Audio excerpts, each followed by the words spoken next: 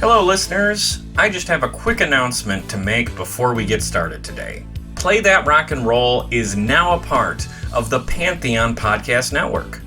Pantheon is a large network of music-related podcasts, and I'm a regular listener of many of their shows. In fact, I've collaborated with some of them, so it feels great to be included alongside them now on the network. Today, we are starting an exciting new chapter for this show, which will include more collaborations with top-notch content creators. And that will certainly motivate me to up my game with what I do here. So thank you to Pantheon for bringing us on board, and thanks to everyone who has tuned in over these past few years. But don't touch that dial. We've only just started. We have a lot of great content on the way for this year and the years to come. And you can find it all over at Pantheon, or wherever you get your podcasts. Okay, now let's get back to our regularly scheduled program. Welcome back to Excitable Boys, our mini-series that takes a look back at the dirty life and times of Warren Zevon. In our last episode, we discussed Warren's early 80s studio releases, his outstanding live album, Stand in the Fire, his partnership with R.E.M. in their formative years, his struggle to achieve sobriety, and his late 80s comeback album, Sentimental Hygiene. Today we pick up with Warren in the final months of 1989, during which he released perhaps his strangest and most self-indulgent project ever, a science fiction concept album called Transverse City. Despite the best efforts of heavy hitters like David Gilmour and Neil Young, this album sold worse than his previous work. So Warren would open the 1990s with a search for a new record label. Unfortunately, convincing even a small indie label to sign Warren would require some rather underhanded dealings from his manager, which involved exploiting Warren's past relationship with his friends in R.E.M. In late 1990, a slapdash collection of unpolished demos that Warren recorded with the guys from R.E.M. some 4 years beforehand hit the stores, much to R.E.M.'s as well as Warren's dismay. This cynical attempt to boost Warren's profile did little to impress the public, but it did sell just enough copies to get Warren a new deal. His first release from that deal would arrive just a year later in October 1991.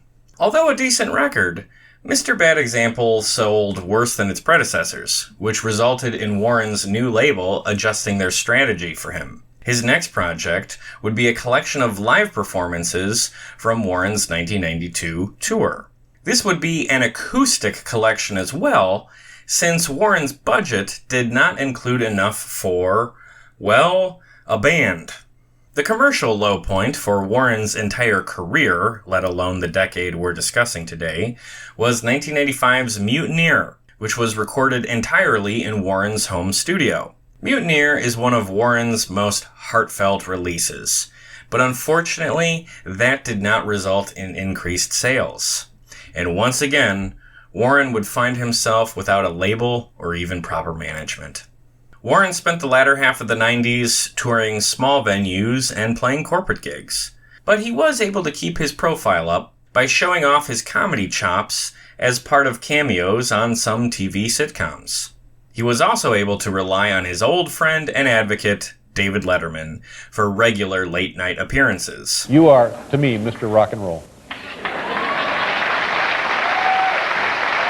It's not Z for Zorro, it's Z for Zevon. Just remember that. Warren's career was in a rough spot at the end of the millennium, but he wasn't done yet. So without further ado, let's take a look back at perhaps the most underrated stretch of Warren's career. Get yourself a big dish of beef chow mein, as over the next hour and change, my friend Chris and I will chronicle Warren's music and stories from this era. This is Excitable Boys Part 3, Warren Zevon in the 1990s. Alright, so picking up where we left off on this last time. Warren Zevon had an album called Sentimental Hygiene, which comes out right at the end of the 80s. It was not his last 80s record. We're actually starting off this 90s pod with an 80s album, but that just fits nicely into our 3 studio albums per episode formula we've been doing so far. So we're actually opening up today with an album Warren released in late 1989. But the last album he put out in 1987, Sentimental Hygiene, was basically presented as like his comeback. He had found sobriety. He had a lot of his rock star friends on it. It came out in a time where there was a lot of 60s and 70s artists having commercial resurgences. Yeah. And I think when I was listening to it, I expected to hear or find out that, oh, this was also a nice little commercial bump at the end of the 80s for him. And it wasn't. Like all of his other albums, it freaking tanked. And unfortunately, that trend is not going to change as we move into the 90s here. Commercial success, which has been an issue that Warren has struggled with his entire career, is going to get to some pretty extreme depths here. Yeah. Otherwise, the big news we talked about last time was that Warren had been nominated for the Rock and Roll Hall of Fame. We can give a quick update on that. He is currently in 3rd place of the fan vote. He is quite a distance behind George Michael and Cyndi Lauper, but he also has a comfortable lead over Iron Maiden, Soundgarden, and Willie Nelson, who have the next amount of votes after him, and I think that's also going to keep as well. Like, I think he's pretty secure in his spot for 3rd place in the fan vote.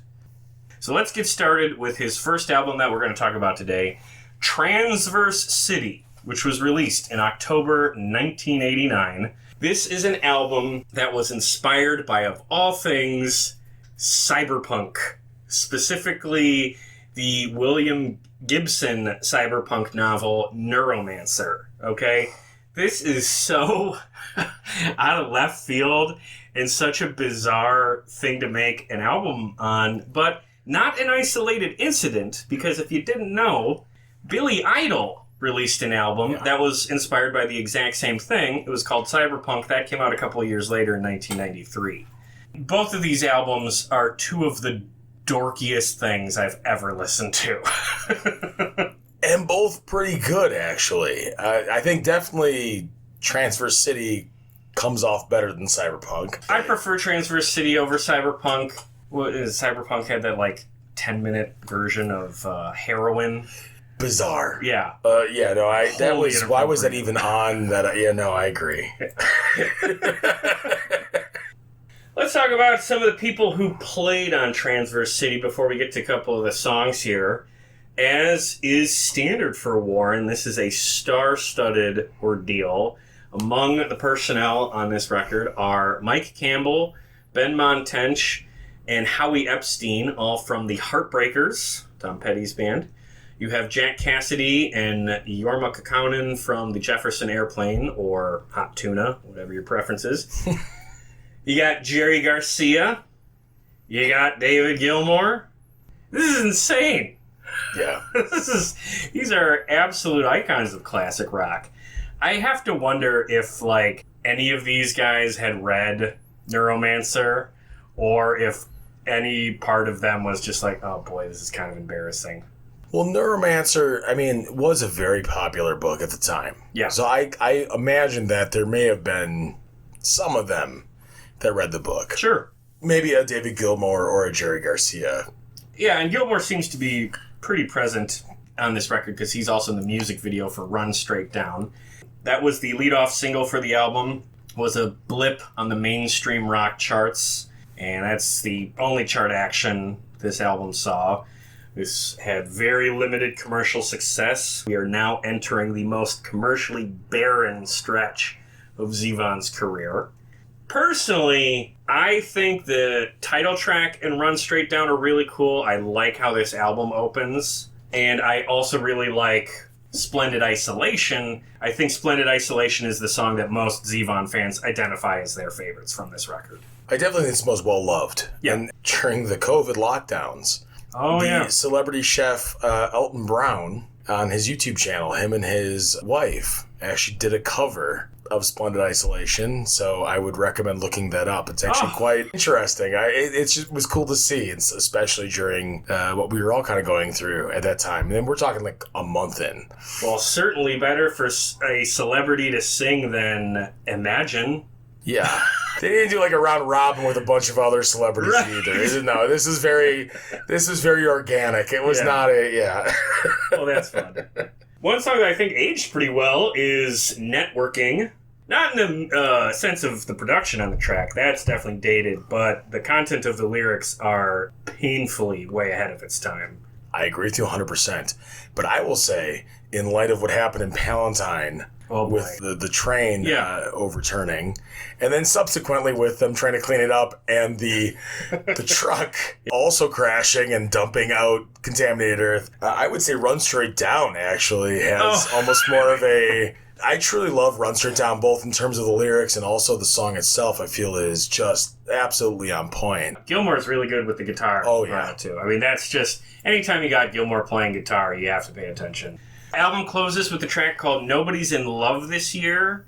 I think that's one of the most beautiful songs of his discography. I love the line, I don't want to be Mr. Vulnerable. This is billed as like a concept album with him, but it is still very personal. I agree with you, and I will say this. One of the things I truly love about Nobody's in Love This Year is how transactional he makes love seem. When he talks about maturity and all these other things, he's talking about like a bank statement.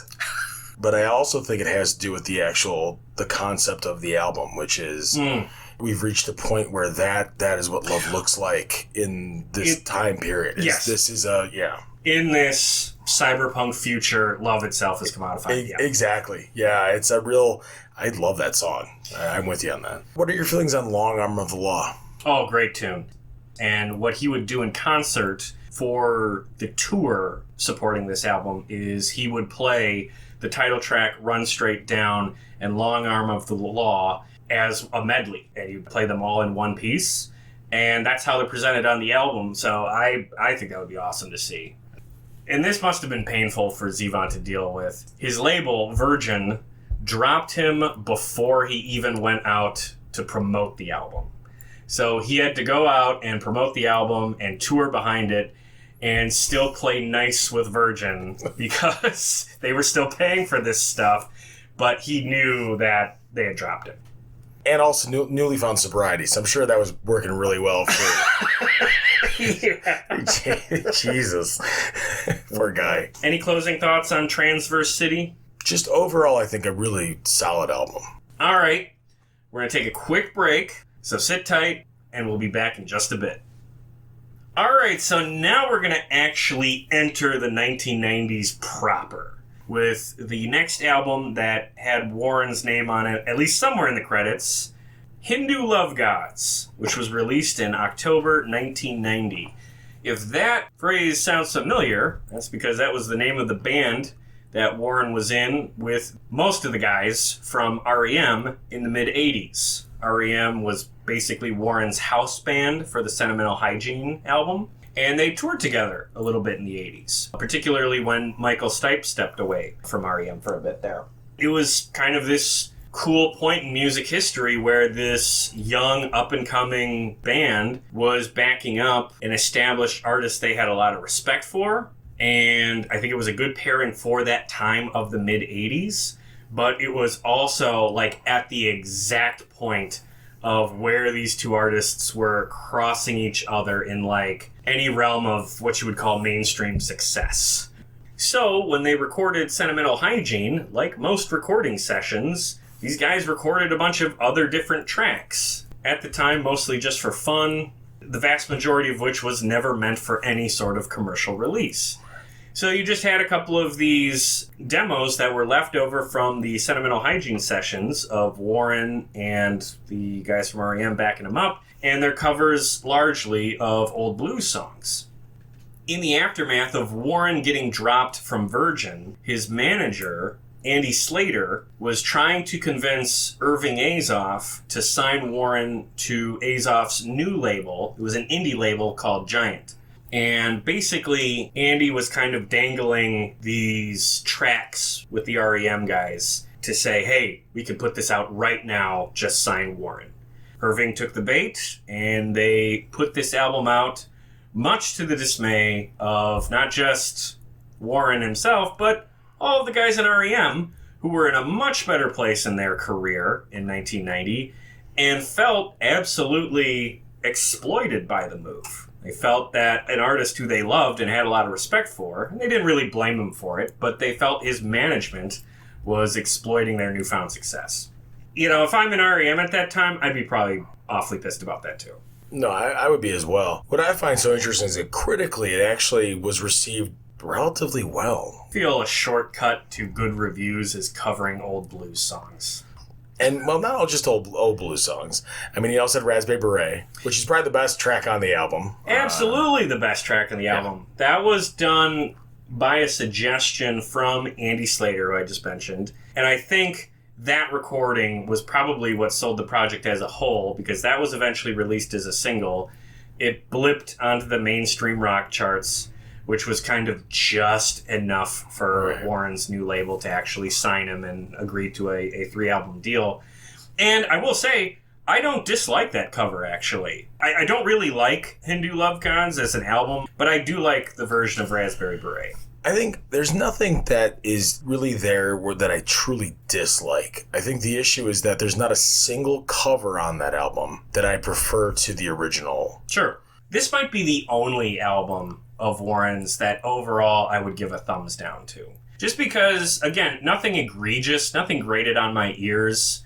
It's kind of like when we decided not to talk about that album called Dylan from like 1973 that was just all those demo scraps that wasn't ever supposed to be put out. I feel the exact same way about this album. Yes. It's not really worth talking about too much. But we need to, because it is part of the story, and it is the main reason why Warren was able to release his next couple of records. Oh, and then the kicker from that story. After the project was released, Irving Azoff then bypassed Andy Slater and convinced Warren to fire him, and he installed a new manager for Warren, a guy named Peter Asher. And this happened while Andy Slater was in rehab. Jesus. And to remind everybody, Andy Slater was basically the guy who absolutely rescued Warren's career. He's the guy who put Warren in touch with the guys from R.E.M. He's the one that managed him through Sentimental Hygiene. He drove Warren to rehab himself. You know, he was one of Warren's great advocates. But this shows the power of someone like Irving Azoff, who is, again, one of the absolute titans of the industry. If he tells you to do something, you do it. And to introduce Peter Asher, I have a quote from him from I'll Sleep When I'm Dead, which is the book Crystal Zevon put together about Warren. This is a quote that Peter said about Warren.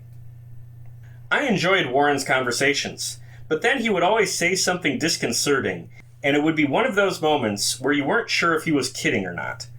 He would say something pretty outrageous, but totally straight-faced, and it would be something where most people you'd be sure they were kidding. But if it was Warren, you'd kind of go internally, is he kidding? You didn't know. There'd be these moments where you'd be looking in his eyes, thinking, am I supposed to laugh now? Or does he actually mean this outrageous thing he's just said? How great is that? So, obviously, you don't know anybody like that. Yeah.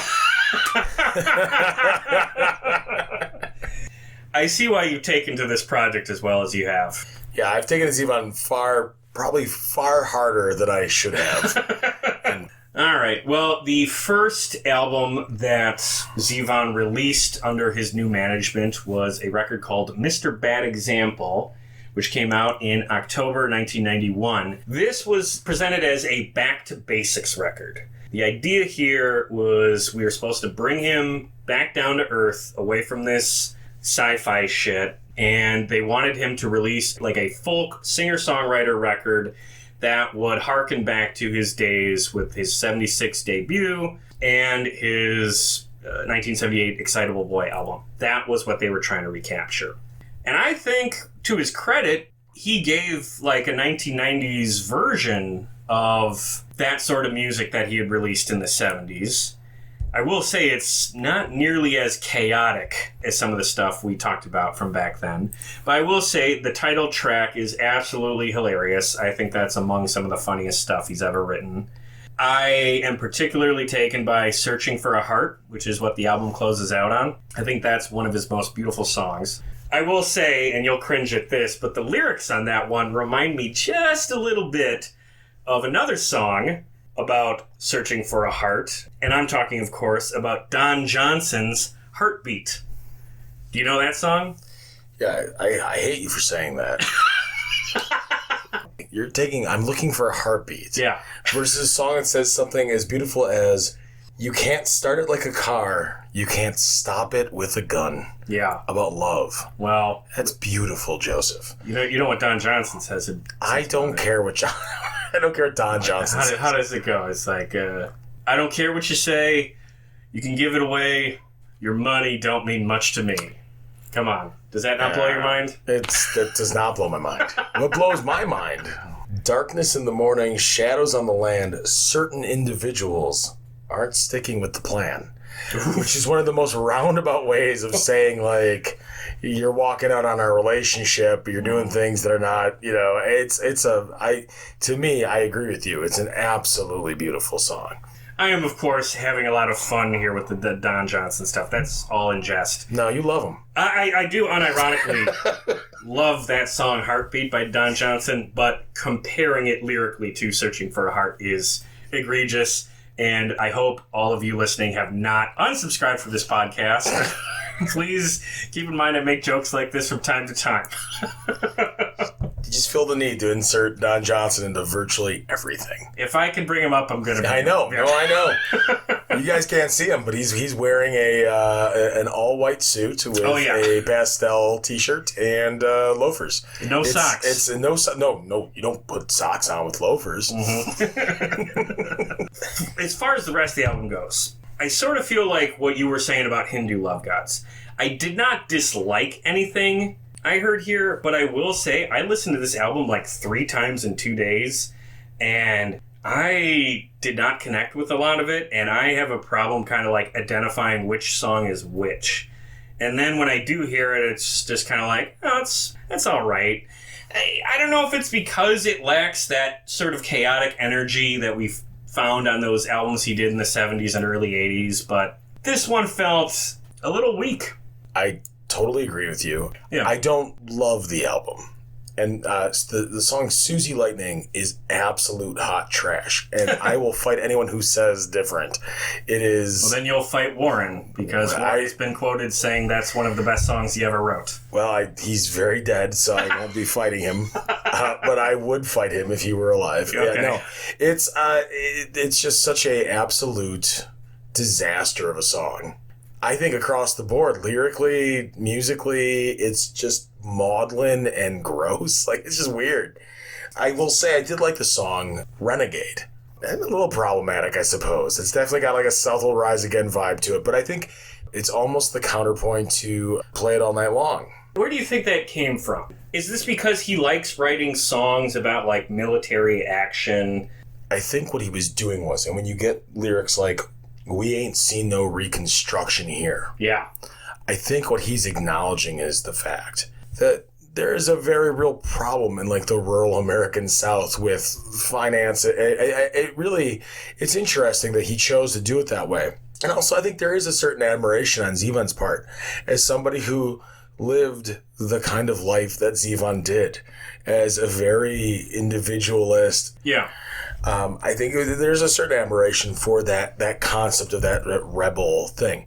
Is it problematic to use the vernacular or the imagery of the American South Confederacy or whatever?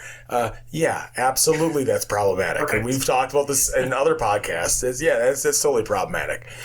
But I kind of get it, and I think in the early 90s, maybe it was viewed as like less problematic. Oh, I think that's true, too. Yeah. I mean, especially when you have... Is that Hank Williams Jr. who has the song The South Will Rise Again? Probably. Yeah, I mean... It sounds like a Bocephus thing. I mean, there were tracks like that that were explicitly... Charlie Daniels had music like this, that were explicitly about this Southern sort of revisionist history and resentments left over from the Civil War.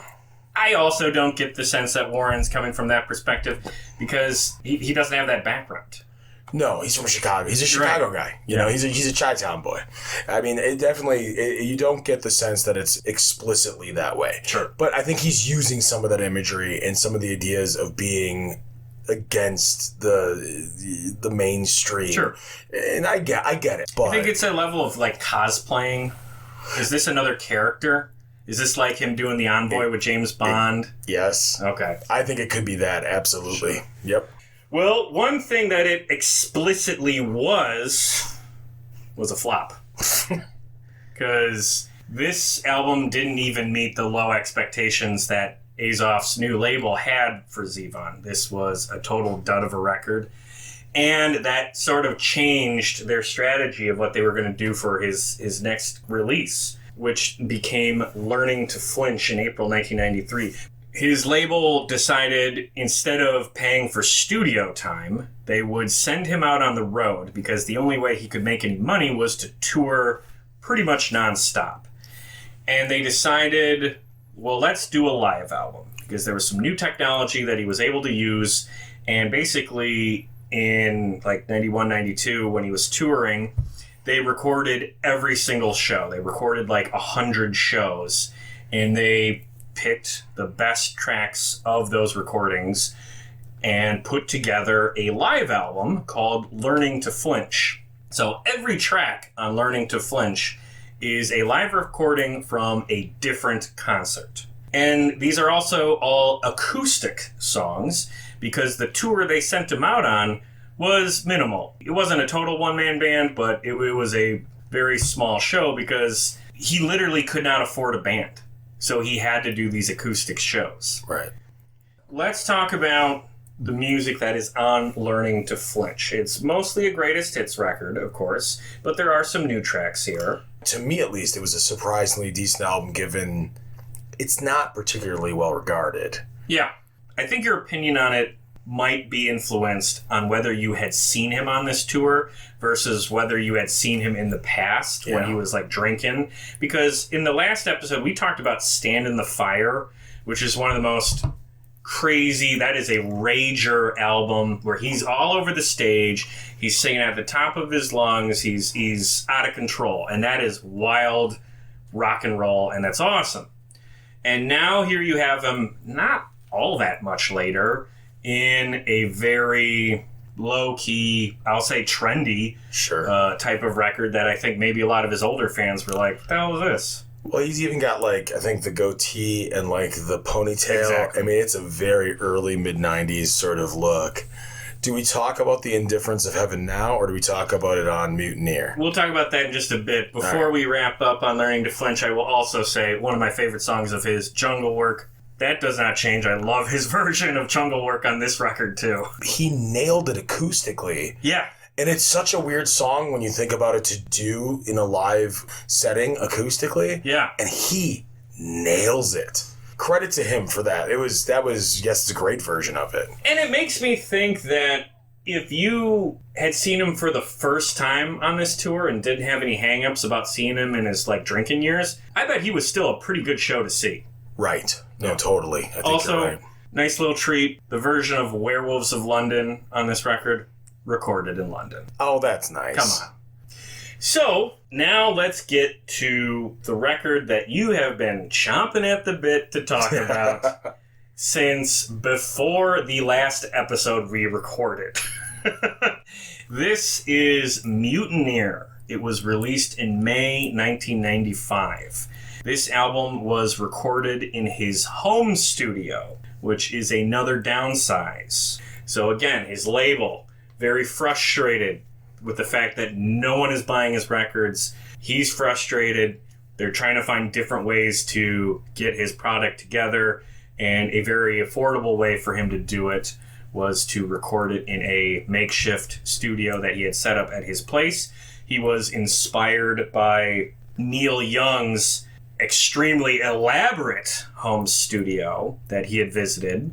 Obviously, he wasn't able to put together what Neil had, but what he had was serviceable, and it worked. And I will say, for a record that was, again, recorded at his home, it doesn't sound bad at all. It sure as hell sounds a lot better than Hindu Love Gods, and I mean that specifically about the production. So, this record opens with a song called Seminole Bingo, which, much like the opening track of Mr. Bad Example, one of the funniest things he's ever written. The whole album, it's considered to be maybe his worst work by most people. And to me, I think what it stems from is the fact that up until this point, he had the backing of huge artists. Yes. And great production. And here he was in a studio of his own construction, to your point, without any really, those are no big celebs on this. Correct. This was totally absent of the heavy hitters he brought in the past. I think it's one of the most intimate and best albums he's ever made. So let's talk about some of these tracks, because this is an album that really stuck with you, and I don't think you're wrong for it, because there is some of his best work here. Once again, we have, I'd say, a very personal album. He's speaking from the heart on this record, and that definitely comes through in the lyrics. Particularly in the song, Something Bad Happened to a Clown. I'm being half serious here. What a title. Something Bad Happened to a Clown. And what about the lyrics? Yeah. He's basically just describing, like, what is basically like a crime scene. Where it's like, now you found a red nose. We got, it's hilarious. He's back to I think, a level of wit that maybe has been lacking in some of his other work up until this point. Again, it's Zevon always somehow being able to figure out how to work your both intellect and emotions in a way that I don't think any other artist does, I'll be honest with you. Oh, I think that's correct. Yeah. And even with the music, it's so on point. The music's so weird in that song. Got that circus, herky-jerky kind of thing. Yeah. The music sounds like it comes out of one of those one-man band instruments, whatever that's called. Or one of those novelty pianos with the squeeze box parts of it. Yeah. Yeah, my note here was appropriately bizarre music. Yeah. All right, let's move on to a couple of the other tracks here. Another standout, at least for me, is The Indifference of Heaven. You mentioned that one showed up initially as an acoustic ballad on Learning to Flinch. I'll say it again and again. The man writes beautiful lyrics, and this is another example of that. This is definitely one of my favorites from the era. Perhaps the highlight of the album. What do you think about Indifference of Heaven? It's become, through the course of listening to Zevon's music for this podcast, it's certainly one of my now, I think, favorite songs of all time. Oh, wow. And even the references to Bruce Springsteen and Billy Joel hit so well. But that's just funny. Yeah. There's just some lyrics in there. Gentle rain falls on me. All life folds back into the sea. We contemplate eternity beneath the vast indifference of heaven.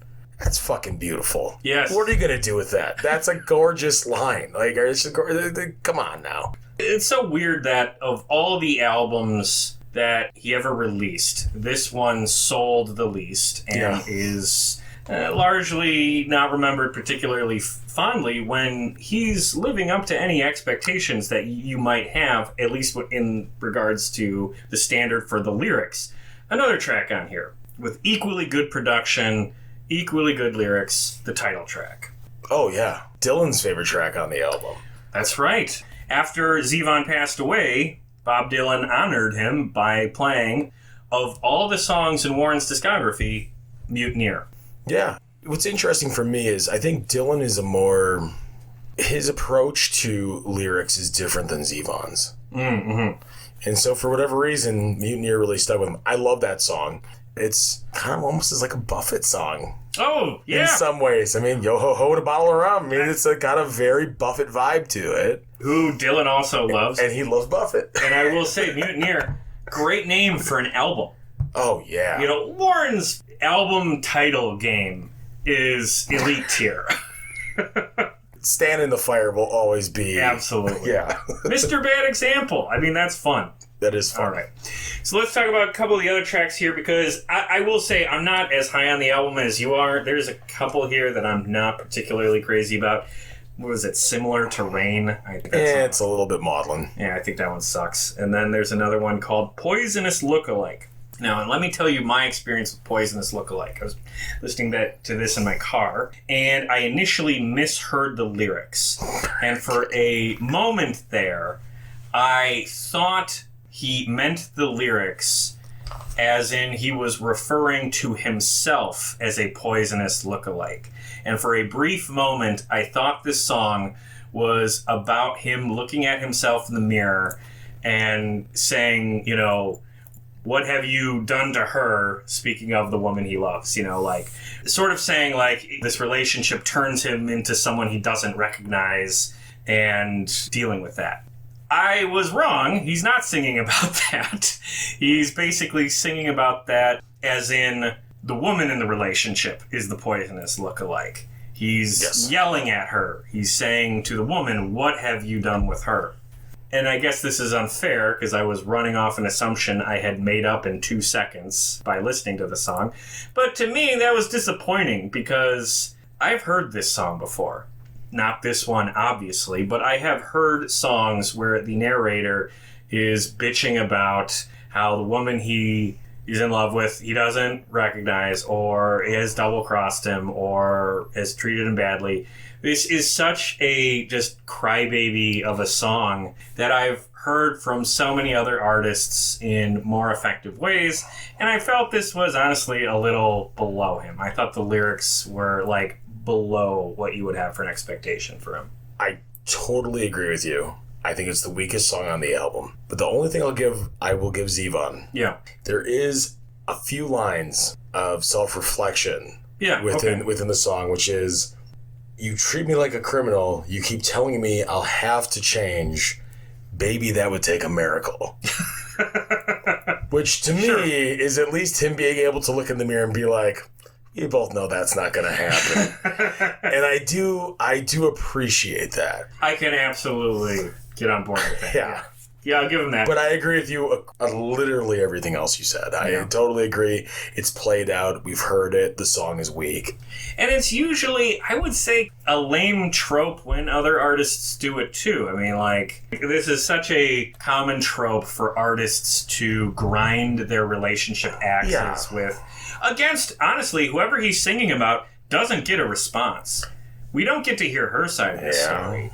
A song from an artist, male or female, that is bitching about your ex-partner with no introspection and no opportunity for that person you're bitching about to respond is boring because you have this platform to grind your axe and put your shit out there with no opportunity for the other to respond. I'm going to test you here, though, because you know what? Zevon does have an example of a song that's like that. Okay. That is lyrically masterful, I think, and is an absolute classic. French Inhaler is fucking great. Okay. And that is absolutely about Crystal Zevon, I believe. And it is, I think, one of his best works.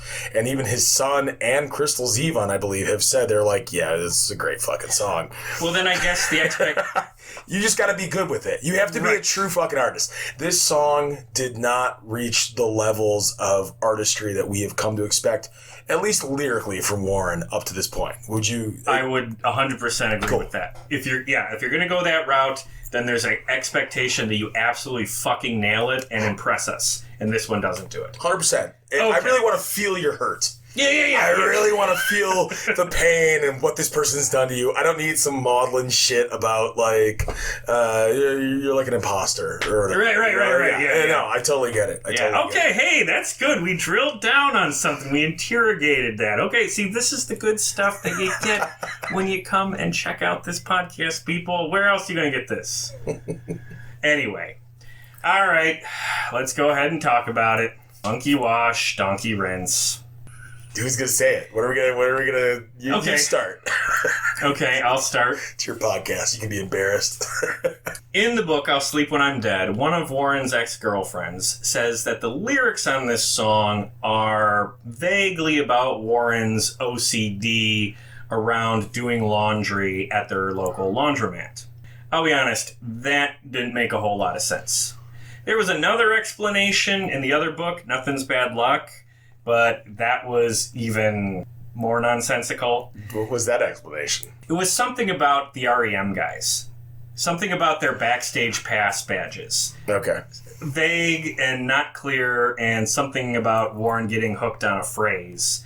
And I'll be honest, if I didn't see this video that I'm about to play a clip from, I guess I would just kind of shrug and accept those at face value. But instead, I'm going to play a clip of Warren's guitar player, a guy named David Lindley. He did a live solo show in May 2014 at Shank Hall right here in Milwaukee. He played this song, Monkey Wash, Donkey Rinse, and recounted the meaning of the lyrics behind this song before he played it. So I'm going to play what David says, and content warning here, this is very R-rated. Before you do, I just need to say, shout out to Shank Hall, because apparently, according to Lindley at least, one of Zevon's favorite venues to play at.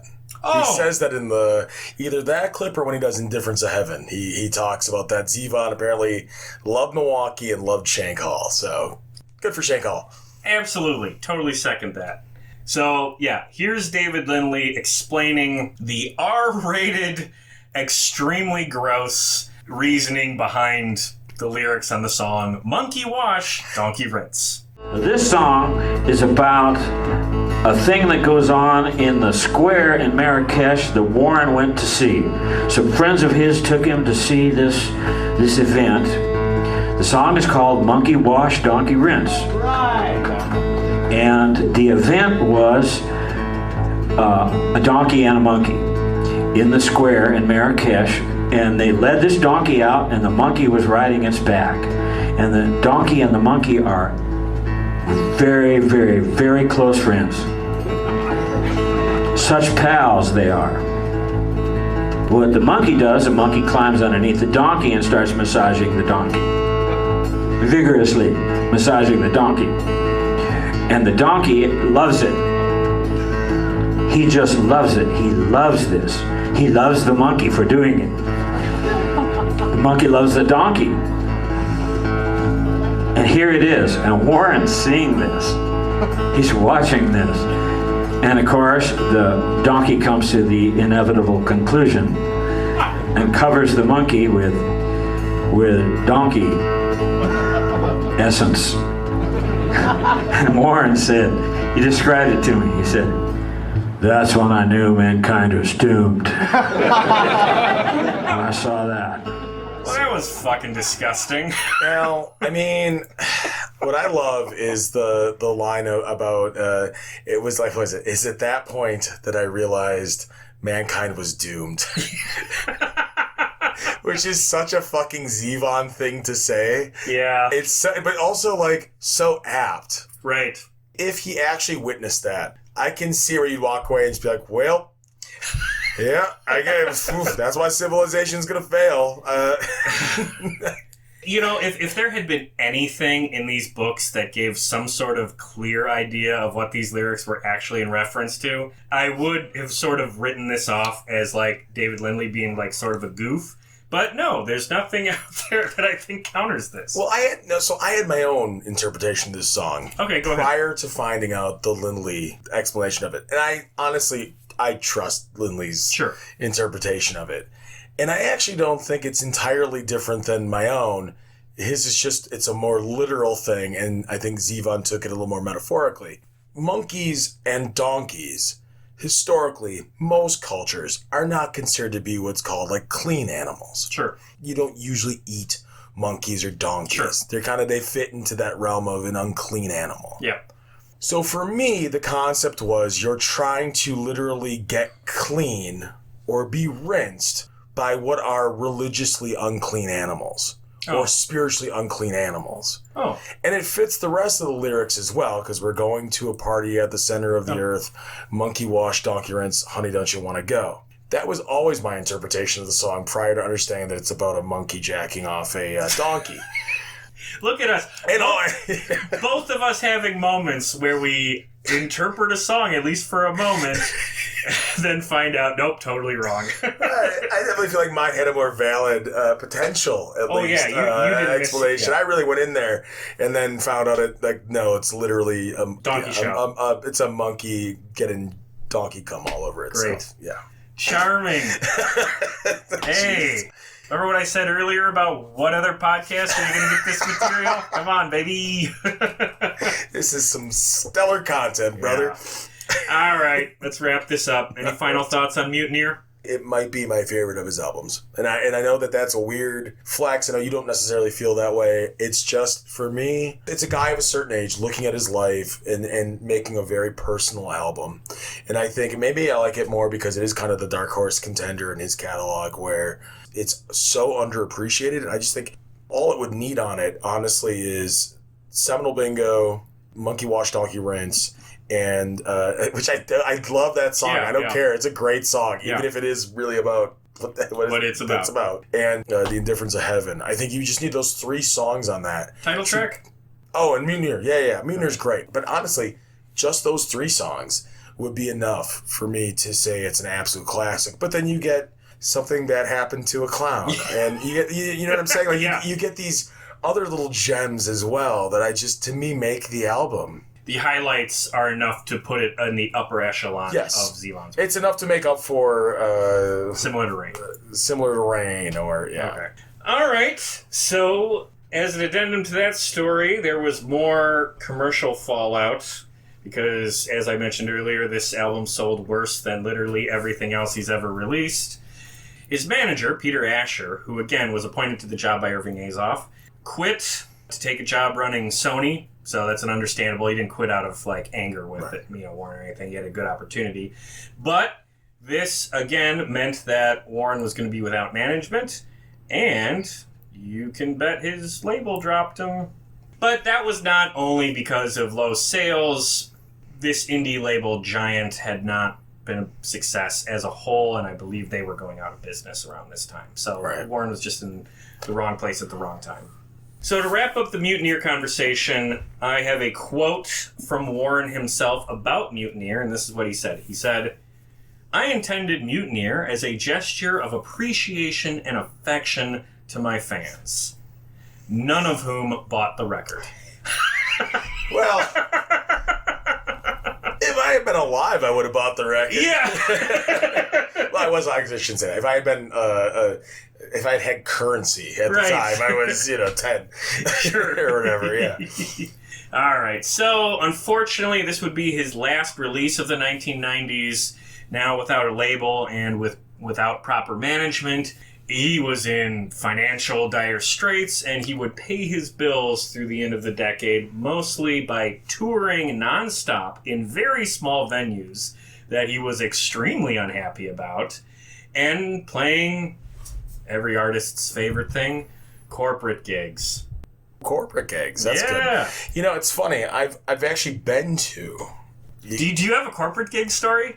Because I have one too. So you tell me yours real quick. So this was not... I forgot who the musical artist was. There were 2 nights where we had with the company I work for, we'll just say. Okay. And it's just the saddest thing. There's nothing... there's no joy. You can see... And it was both, even when there was a one night was a musical artist, I cannot remember who it was, but they're like a B-lister. Okay. I can't remember who it was. Here's my story. I used to work at a small commercial insurance agency, and they had a work party in which Sam Giannis from the Bodines oh my God, played in our parking lot under this tent that they had rented, okay? And it was, incredibly lame. No one really paid attention to him until he did Closer to Free right at the end of the set. I remember after he played, he kind of hung out at the little hangout where our company president and the VPs were, and he was just kind of making small talk with them, and you could see them ask him all the stupid questions I'm sure he gets everywhere. I remember one of them was proud that they asked him where they came up with the name Bodines. It's just this has got to be humiliating. But the funniest thing of that night is that before he left, Sam noticed that we had this big sheet cake that only maybe a fifth had been eaten, and he asked someone at our company if he could take the sheet cake with him.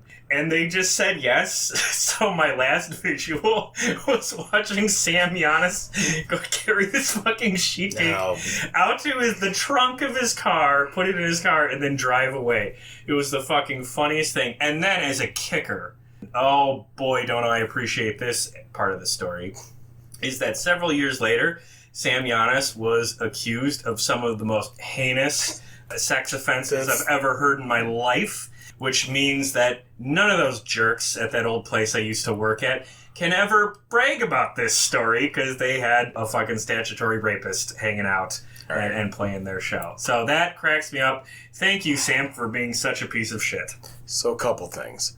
This kicked my fucking dumb, like, very inexact story out of the park. 2, I was going to mention that I've heard Sam Giannis is an absolute horrible fucking human being. Yep. And there you go. 3, now I'm a little worried about what happened to the sheet cake. I think that asshole ate that sheet cake in his fucking car by himself. Now, bringing us back to Warren here. Okay. One thing he did at the tail end of the 90s was that he showed up in a couple of comedies. He was in an episode of Suddenly Susan with Brooke Shields and Kathy Griffin. So, Warren, was that really Neil Young playing on Sentimental Hygiene? To be honest with you, I don't remember. I was a little medicated during the 80s. Not even sure if I'm on that album. He's actually really funny. I watched one of the scenes from that episode. I've never seen the show, but he has great timing. And then there's an episode of the Larry Sanders Show that he shows up in. And the bit in that is that he doesn't want to play Werewolves of London, so he begs the producer not to make him play Werewolves of London. He goes out, plays a different song, and then, like, on the fly, Larry Sanders just casually asks him to play Werewolves of London live on TV. His reaction in that shot is so fucking funny. And it's just like, this guy had really good comedic chops beyond just his lyrics. He did stuff on Letterman as well. Oh, yeah, hell yeah. He did little bits on Letterman. But, I mean, even when you get just when he's just talking with Letterman off the cuff. And speaking of Letterman, in 1997, Paul Schaefer needed to take some time away to appear in, of all things, the Blues Brothers 2000 movie. Jesus Christ. Okay. Yeah, so he needed some time off from the show. It's worthwhile. And the way they convinced Letterman to be okay with Paul's absence, because Letterman's very picky about Paul being away, is that they suggested Warren. And Letterman was like, oh, yes, absolutely. That'll be just fine. So you can find these episodes on YouTube. You can find their interactions. It's very funny. Paul Schaefer's band, they always played cover songs for the bumpers, right? The commercial bumpers, they'd come back in, they'd be playing a cover of something, you know. So Warren was instructed to play cover songs. Well, eventually Letterman just overruled him and said, no, only play your songs. All Zevon, all the time. That was the order. All right, real quick before we wrap up here, let's talk about a couple of versions of Warren's songs that sure were a lot more successful than his were around this time. In particular, I'm referring to a top 5 hit on the country charts. Terry Clark, Canadian country artist Terry Clark, recorded a cover of Poor, Poor, Pitiful Me in 1996. Big hit in that country world. Very clearly much more inspired by the Linda Ronstadt version of the song, which was, back from the 70s. That said, in his diaries, Warren says that he was, quote, elated to hear that version on the radio. I'm sure he was, because that would have been some badly needed money coming his way in 1996. Meatloaf covered Lawyers, Guns, and Money for his 1999 VH1 Storytellers live album. I'll be honest, I like Meatloaf, and I love this song. Not crazy about this version of the song. Agree 100%. Yeah. It's just, for some reaone, way less than the sum of the parts. Because we saw Meatloaf, one of the best concerts I've ever seen, actually. It was great. He one hell of a performer back in the day. when he was living. Yep. I think he pounded like 6 beers off stage, and he had to sit down at some point. Yeah. But it's still, even having to sit down for the last 4 songs, he still put on one of the best performances I've ever seen. But yeah, his Lawyers, Guns, and Money, is not wonderful. No, it didn't quite click. All right, let's wrap it up with our favorites. I'm going to give you my top 5 favorite songs of the 1990s from our man, Warren Zevon. In no particular order. They are Transverse City, Splendid Isolation, The Indifference of Heaven, Mutineer, and Searching for a Heart. 2 from Transverse City, 2 from Mutineer, and 1 from Mr. Bad Example. Yeah, this is hard for me because I'll be honest with you. I think I liked his 90s output more than you did. Okay. But what I will say is, I think for me, it's definitely Run Straight Down, Splendid Isolation, probably Vast Indifference, or the Indifference of Heaven. Monkey Wash, Donkey Rinse is a big one for me. I love it. Whatever. I loved it before I knew what it was about. Okay. And I still love it. Well, that's fair enough. And then I think Seminole Bingo is my dark horse. I like it a little bit better than Mutineer. Mutineer's great. But there's something there are lyrics in Seminole Bingo that I don't think any other artist would ever come up with. Yeah. I'm a junk bond king playing Seminole Bingo. That alone. Brand new sentence. It's just, no monkey has ever typed that, even after 100 years of typing. Yes, okay. Even after washing the monkey and getting the donkey, Yeah, great. Jesus. All right, well, that'll do it for us here today. Coming up next in this series, Excitable Boys, is our finale, Part 4, Warren Zevon in the 2000s. In that episode, we will cover his last 3 records, Life Will Kill Ya, My Ride's Here, and The Wind. We will talk about his famous final appearance on David Letterman's show. And that, like I said, will be our finale for this series, but after we've done that, I think we will definitely look into some potential guests who will come on the show to talk to us about Warren. Maybe that's someone from his personal life, or maybe someone he's worked with, or maybe someone who's wrote about him. I don't know. We have some options, but we will follow up on that a little later down the road. Otherwise, as far as this show goes, the next episode for me will be a solo episode about the band Wang Chung, and we also have a few more interviews coming down the pipeline. Chris, you could stop laughing already. No, there's nothing wrong with Wang Chung. I'm sorry. There's nothing wrong with Wang Chung. Before we get out of here, I have to cite the 2 books I relied on for research for this project. First being I'll Sleep When I'm Dead, The Dirty Life and Times of Warren Zevon by his ex-wife, Crystal. And the other book, Nothing's Bad Luck, The Lives of Warren Zevon by C.M. Cushions. All right, Chris, any final thoughts before we get out of here? I was just trying to figure out a way to work in another pedo joke about White Wachtel, but unfortunately it didn't make it work. So, all right, fair enough. We'll say him and Sam Giannis must have went for drinks. There you go. There you are. Okay, of the songs we had, what's playing us out, bud? You know what? I think Splendid Isolation. That's the one we should do, brother. Perfect. Play us out.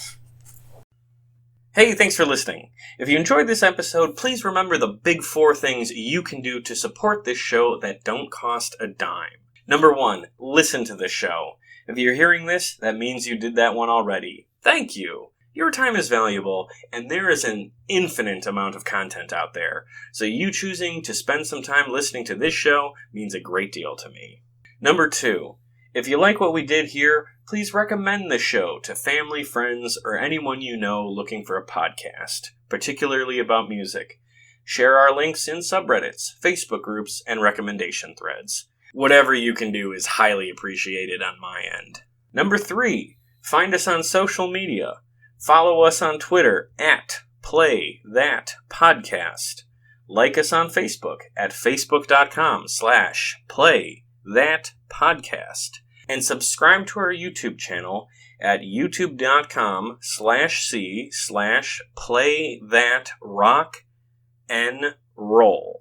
Lots of great supplemental material, like photos and vlogs, on all 3 platforms, as Play That Rock and Roll is very much meant to be a content hub as well as a podcast.